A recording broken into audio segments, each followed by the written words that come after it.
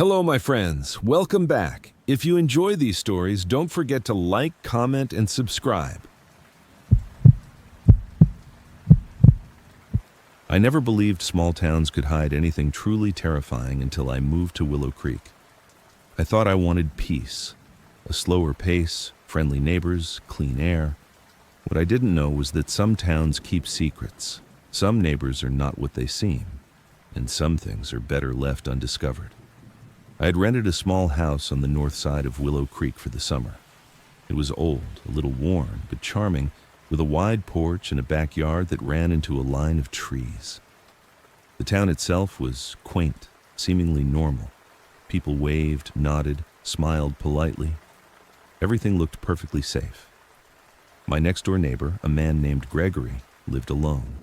He was a tall man, thin, with pale skin that almost glowed in the sunlight. He was polite when we met, smiled, shook my hand, even invited me over for coffee. But there was something in his expression that unsettled me. His eyes didn't quite match his words. There was a sharpness there, a calculating edge, as if he could see right into me. The first week was uneventful. I unpacked, explored the town, and tried to settle in. But even during the day, I felt watched. Shadows seemed to stretch unnaturally along the edges of my vision. Sometimes I would glance toward Gregory's yard and catch him staring, perfectly still, and when I looked directly, he would be doing something mundane, watering plants, fixing a fence, but the sense that he was observing me never left. On the fourth night, I began to hear noises. At first, it was subtle, the faint scrape of shoes on pavement outside, the soft click of a door closing.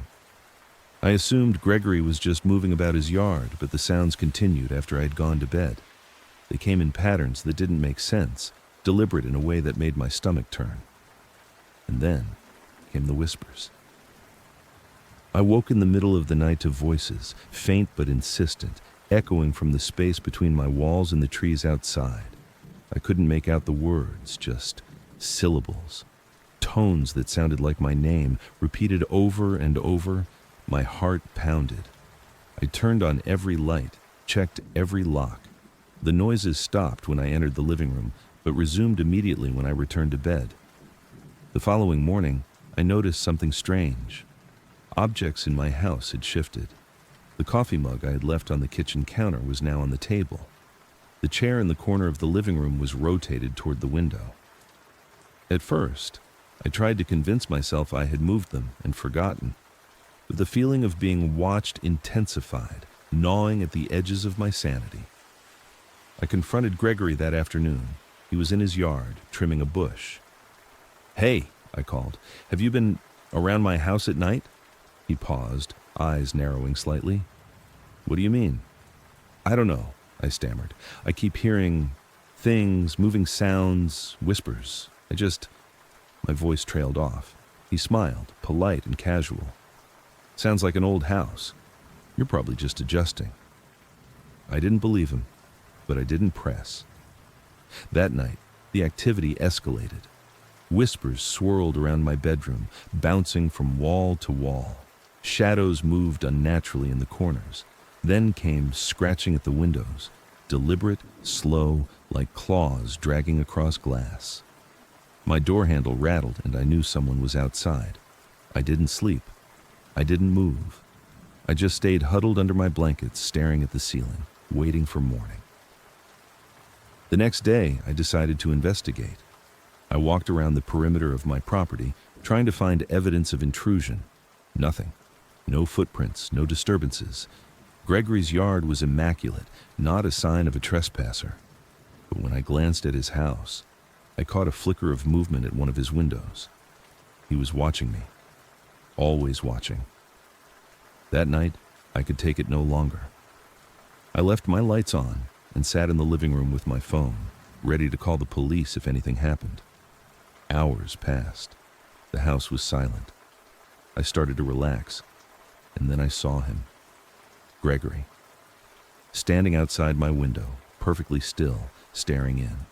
The streetlight behind him made him look almost unreal. His expression was calm, polite, but his eyes were fixated on me. My chest tightened. I grabbed the phone, but before I could dial, he disappeared. Just vanished. The following day, I tried to leave. I got in my car and headed toward the highway, but the road seemed wrong. Turns I had taken 100 times now led back toward my house. Shadows flitted along the tree line, always keeping pace. I drove faster, but it didn't matter. It was as if the town itself was bending to keep me inside, as if something had taken control. I returned home, terrified and exhausted. That night the activity worsened. I could hear footsteps pacing the floor above me, though I lived alone. Doors creaked open and closed on their own. The whispers now had words I could almost make out. Come, stay, forever. I finally spoke to another neighbor, an elderly woman named Mrs. Harper, hoping for some explanation. Her hands shook as she spoke. Gregory, he's not right. He's been here a long time, longer than anyone should be. People try to ignore him, but he notices. He chooses. Chooses? I asked, voice trembling. Yes, she said. And when he chooses, they disappear. Some vanish for days, some never come back. The town pretends it's normal, but it isn't. And if you're too curious, too aware, he'll come for you. I realized then that it wasn't just Gregory. The house, the street, even the trees seemed to pulse with his presence. I couldn't leave, couldn't escape. Every attempt to drive away ended with the same result. Back at my house, back at his watchful gaze. Weeks passed. Sleep became impossible. I barely ate. Shadows followed me through the house, whispers echoing relentlessly.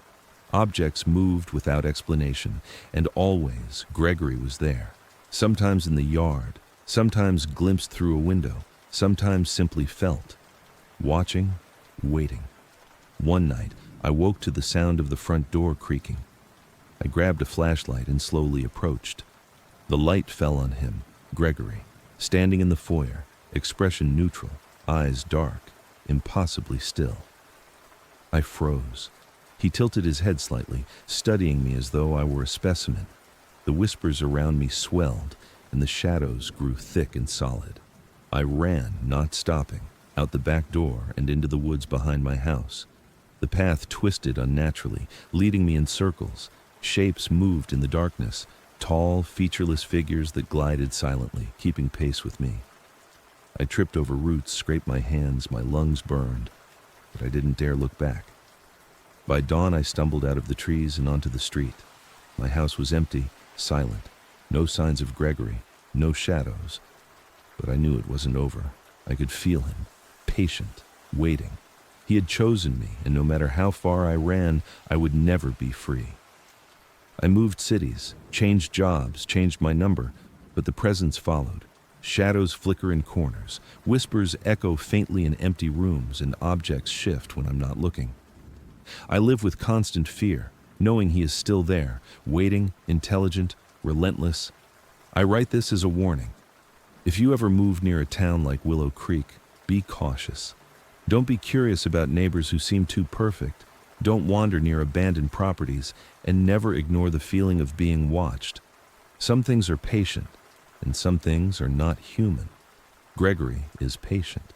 He will wait for you to notice him, and once you do, once he has chosen you, there is no escape. I know this because I live it every day, and I fear the moment he comes to collect me fully, because then it will be too late for anyone. I never imagined that moving to a small town could be terrifying. I'd spent my entire life in the city, where crime and chaos were normal, and the scariest things were usually traffic accidents or break-ins.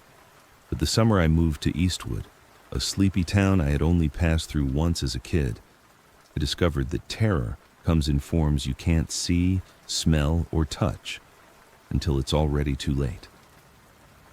I had rented a house on the outskirts of town, close to a stretch of woods that the locals avoided.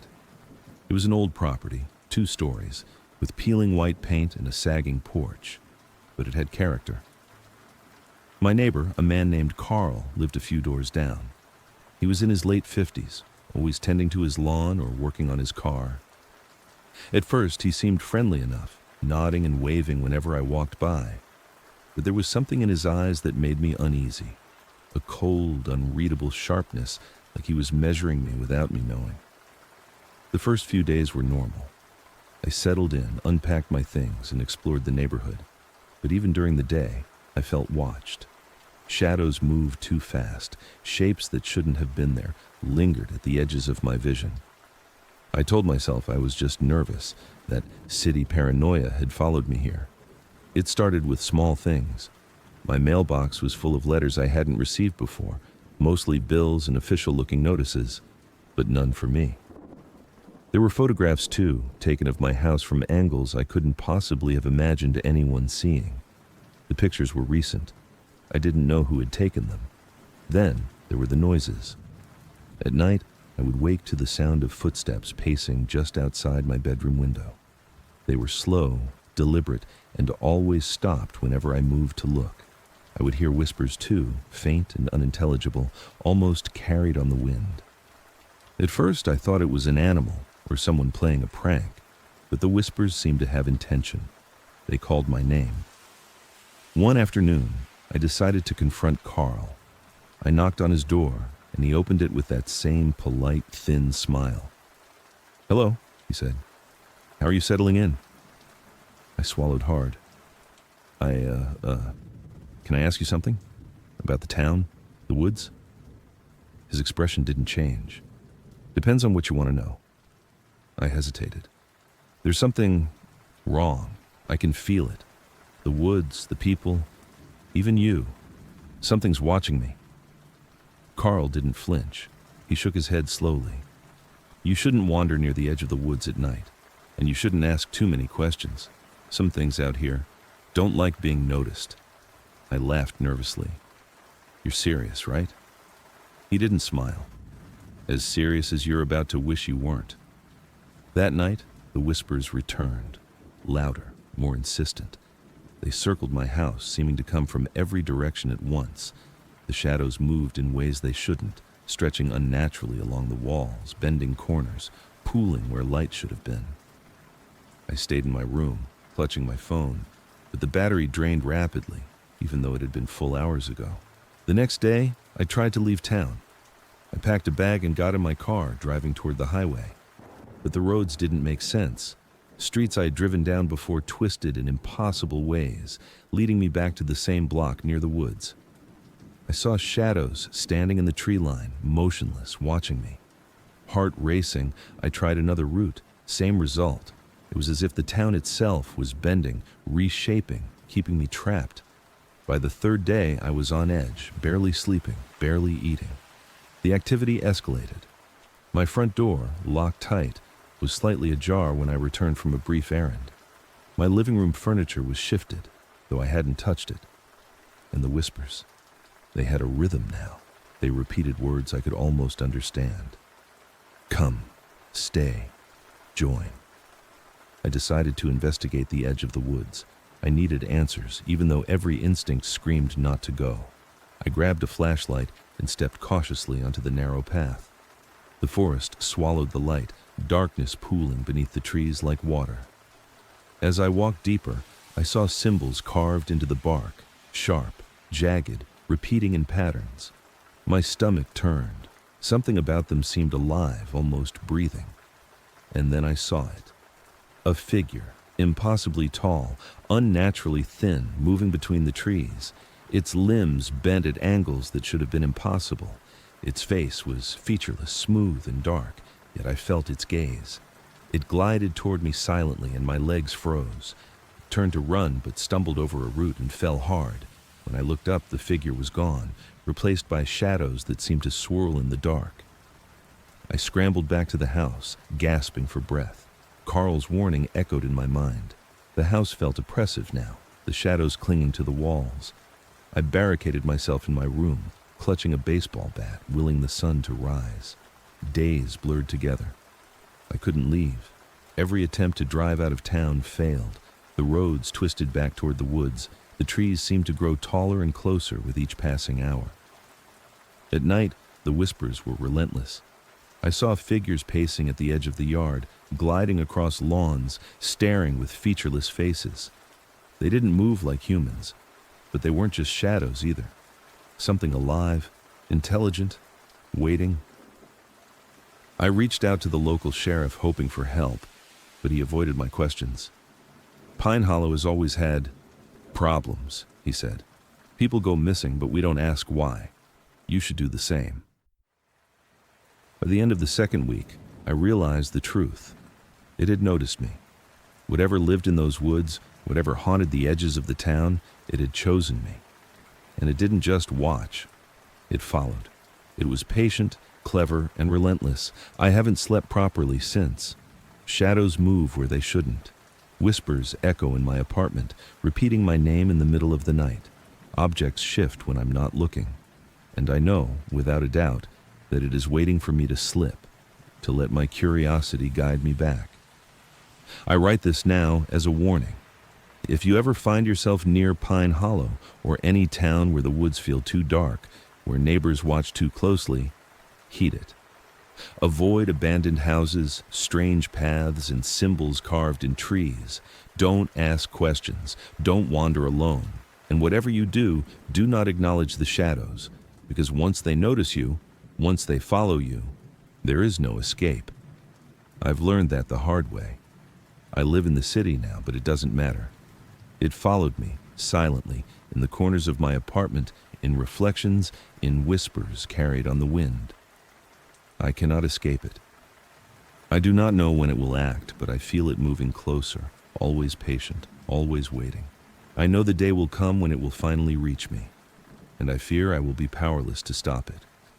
If you are reading this and live near a town like Pine Hollow, I beg you, do not go near the edge of the woods at night. Do not be curious, and never, ever ignore the signs. Because when it notices you, it doesn't just watch. You are marked, and there is no turning back. I never thought a simple visit to a neighbor's house could turn into a nightmare. But that's exactly what happened last summer. It all began when I agreed to house sit for my friend Jenna while she took a trip out of state. Her house was in a small town called Pine Hollow, nestled on the outskirts of a dense forest.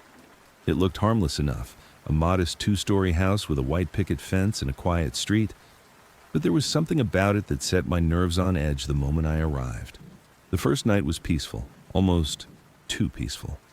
I unpacked a few things, made dinner, and settled into the couch with a book. Pine Hollow was quiet, the kind of quiet that feels unnatural if you're used to the city. As I read, I could hear the wind rustling through the trees, and faintly, I thought I heard someone walking outside. I checked the door, but the porch light revealed only the empty yard. I shook it off. Probably just a neighbor. The next morning, I met the man who lived next door. He introduced himself as Mr. Caldwell, a tall, thin man in his 60s. His hair was gray and neatly combed, his clothes pressed, and his smile polite but stiff. "Welcome to the neighborhood," he said, extending a hand. I shook it cautiously, feeling an odd chill. "You'll find it quiet here. Most people keep to themselves." "Thanks," I said. "I like quiet." He nodded, but there was a flicker of something in his eyes, a hesitation I couldn't place. "Just be careful at night. Sometimes the woods get restless." I laughed nervously, assuming he meant wildlife. "Restless woods? Sounds like a story." He didn't smile. Not a story. The first few days were uneventful. I went about my work, took walks around the neighborhood, and tried to ignore the creeping unease I felt whenever I looked toward the edge of the forest. But by the third night, things started to change. I woke around midnight to the sound of tapping at the window. At first, I thought it was a branch brushing against the glass, but the tapping was deliberate, almost rhythmic.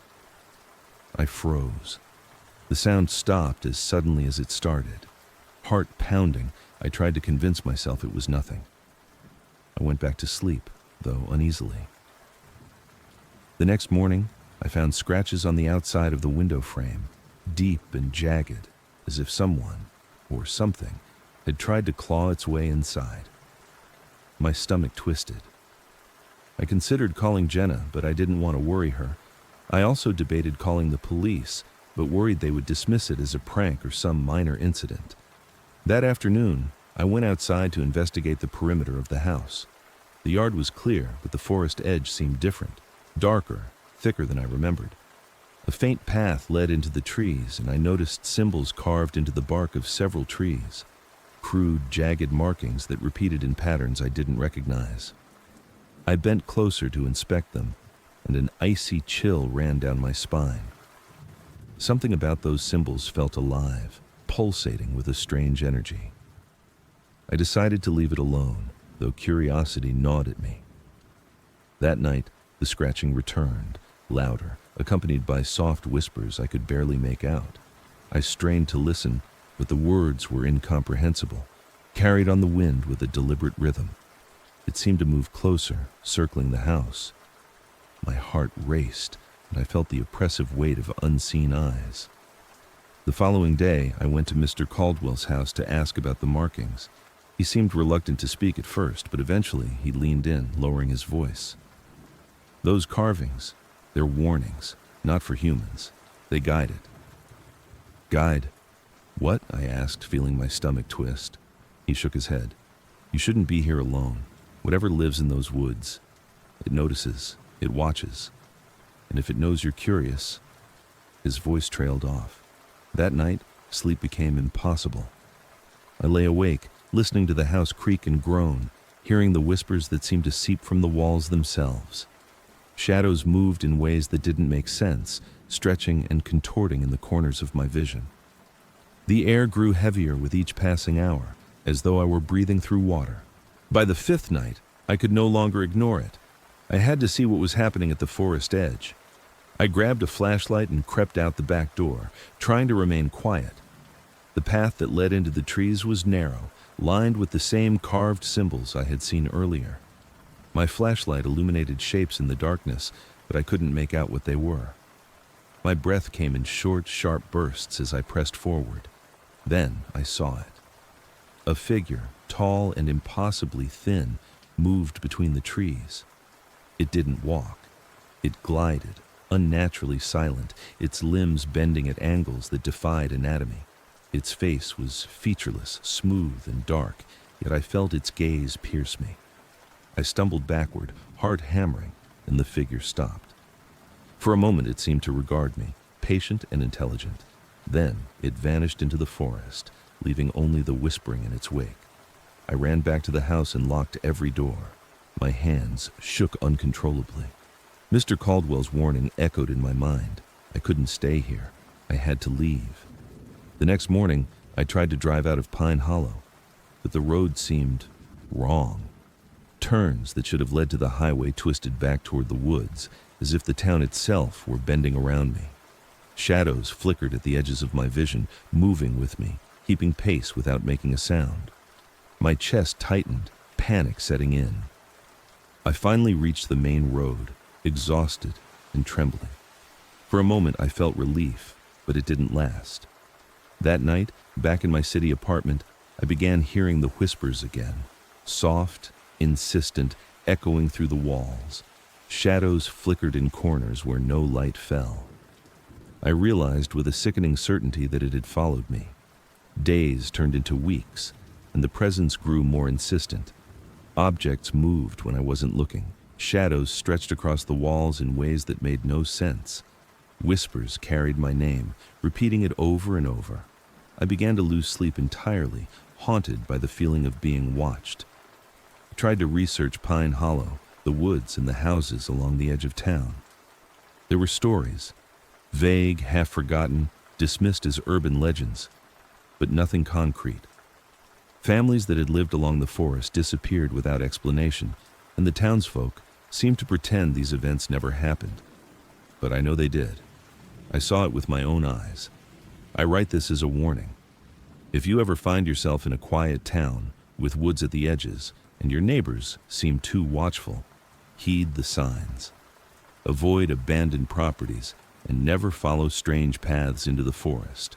Don't investigate symbols or carvings that feel alive, because once it notices you, there is no escape. It is patient, intelligent, and relentless. I live with it now, always on the edge of my vision, whispering from the corners of my apartment. I cannot turn away. I cannot ignore it. And I fear one day it will come for me completely. I hope that warning reaches someone before it's too late. And I hope you believe me when I say, never, ever let your curiosity take you too close. Because if you do, it will follow. And once it follows, you are never truly safe again. I never thought something as mundane as moving next door could turn into a nightmare. I grew up in the suburbs, and neighbors were supposed to be predictable. Some annoying, some friendly, but never truly terrifying. That all changed the summer I moved to Crestwood, a sleepy little town in upstate New York. I'd inherited my aunt's old house on the outskirts, and I thought it would be peaceful. It was quiet, far quieter than I expected, almost unnaturally so. The first week was easy enough. I unpacked, explored the yard, and tried to reconnect with the town. My immediate neighbor, a man named Frank, lived 2 houses down. He was older, maybe in his 60s, always tending to his lawn or checking the mailbox. Frank smiled when I waved and nodded a hello, but there was something in his eyes, a sharpness, a wary tension that made me uneasy. I told myself I was imagining things. It all started with small, subtle oddities. At first, it was just noises, a thud in the attic, the sound of someone walking across the wooden floor when I was alone. I live alone, so I knew it wasn't anyone else in the house. I chalked it up to old floorboards settling, but a creeping sense of being watched never left me. Then, the mail started arriving odd. Letters with no return address, bills I didn't recognize, and photographs of my house, taken from angles I didn't think anyone could see. The photos were recent, the lawn freshly mowed, my car parked outside. I panicked, assuming it was Frank, though I had no proof. I wanted to confront him, but every time I tried, he would smile, wave, and retreat behind his hedge. One evening, about 2 weeks in, I was sitting on the porch when I noticed a shadow across the street. At first, I thought it was just a tree, but the movement was deliberate. Something, or someone, was pacing back and forth on his porch, staring at my house. I squinted, heart hammering. It was Frank, I realized, but not how I remembered him. His movements were jerky, unnatural, almost inhuman. His head tilted at angles that didn't make sense. I felt my stomach turn. I went inside and locked every door. That night, sleep became impossible. I could hear whispers outside, faint but insistent, repeating my name. The air felt thick, heavy, and cold, even with the windows closed. The whispers seemed to seep into the walls, wrapping around me. I lay awake, paralyzed by fear. The next morning, I discovered scratches along my front door, deep, deliberate, as if someone had tried to claw their way inside. I called the police, but they found nothing. No footprints, no evidence. Frank's lawn was immaculate. He smiled politely when they drove past, as if nothing had happened. By the 3rd week, I was unraveling. Every shadow seemed alive. Objects moved when I wasn't looking. Chairs shifted slightly. The television turned on by itself. The front gate I had locked swung open at night. I started seeing Frank in places he couldn't be. At the edge of the woods behind my house, through the living room window, standing perfectly still in the dark. His presence was always accompanied by that same unsettling feeling, like the air itself was thicker where he stood. One night, I woke to a low creaking from the attic. My heart raced as I grabbed a flashlight. I crept up the narrow stairs, each step groaning beneath my weight. The attic door was ajar. I pushed it open, shining the light inside. It was empty, at first. Then, in the corner, I saw him. Frank, or whatever it was that looked like him. His face was blank, pale, and eyes dark voids. He turned toward me slowly, and I could swear his head tilted in impossible angles. I screamed and ran down the stairs, tripping over the rug, heart pounding. From that night on, the activity escalated. I couldn't leave the house without seeing him, or something that looked like him, standing just beyond the trees, staring silently. I tried to leave, but every time I drove past the edge of the woods, the road seemed to stretch endlessly, twisting in ways that defied sense. Sometimes I would see shadows moving alongside the car, pacing with me, keeping pace without making a sound. Desperate, I reached out to neighbors. Most avoided my questions, giving vague answers about the town, the old houses, and strange things that sometimes happen. One elderly woman, Mrs. Jenkins, finally spoke to me. Her voice was shaky. "He's always been here, always watching. Nobody knows where he came from, but he's been around longer than anyone. The townspeople pretend they don't see him, but he notices. He notices everything." I asked her what he wanted. She shook her head. "He doesn't want you to know. He just chooses." That night, I heard scratching at the windows. My flashlight barely illuminated the yard, but I could see him, or something that looked exactly like him, standing just beyond the glass, motionless. The whispers were louder now, circling the house, echoing inside my skull. I couldn't think, couldn't move. I just watched as the dark shape raised a hand and tapped the window lightly. I ran to my car and tried to leave again. The road seemed familiar, yet nothing was the same. The street signs twisted in the headlights, pointing in directions that shouldn't exist. Shadows danced just beyond the reach of the light. And then I saw them, dozens of figures lining the streets, all standing perfectly still, all staring at me. Their faces were featureless, except for the older man, the original, Frank. I screamed, hitting the accelerator. The car roared forward, yet the shadows kept pace, moving alongside the car as if attached to it. I slammed on the brakes. They disappeared, just as suddenly as they had appeared. I sped through the night until the first signs of daylight. For weeks, I tried to convince myself it had been stress, imagination, paranoia. But things followed me home. Shadows in corners, whispers when I was alone, objects moving without explanation. It became clear. Whatever I had encountered in Crestwood, or Millbrook, or wherever it truly resided, had latched onto me. It was patient. It was intelligent. It didn't just watch. It followed.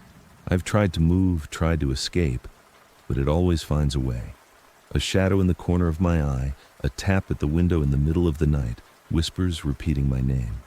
And I know one day it will not stop. It will not rest. I write this as a warning. If you ever move near a town where the neighbors feel too watchful, if the air's heavier than it should be, if you start hearing whispers that shouldn't exist, run. Do not look back. Do not try to understand. Because if you notice it, it notices you. And once it notices, you are never truly safe. I know this because I live with it now, always watching, always waiting, and I fear the day it comes to collect me completely. I never considered myself superstitious, but what happened last summer in the neighboring town of Millbrook changed everything I thought I knew about reality. I was visiting my childhood friend Daniel, who had recently inherited his family's property there. Millbrook was small, the kind of town where everyone knows each other, and yet something about it felt off. I thought it was just nostalgia that made the place feel strange to me, but I was wrong. The first day we arrived, Daniel's property seemed innocent enough. A weathered house on the edge of town, surrounded by thick woods that loomed like silent sentinels. Daniel was cheerful but tense, nervously glancing toward the forest every few minutes. "You'll love it," he said, but there was a tightness in his voice I couldn't place. "Just don't wander too far, especially after dark." I laughed it off. "Don't worry, I'm not a kid." That night, I noticed a strange silence. Unlike the city, where even the quiet streets have life, Millbrook's night was absolute. The wind seemed still, the trees unnaturally motionless. Then, just before I drifted off to sleep, I heard it, a faint tapping at my window. I told myself it was a branch, but the sound was rhythmic, deliberate.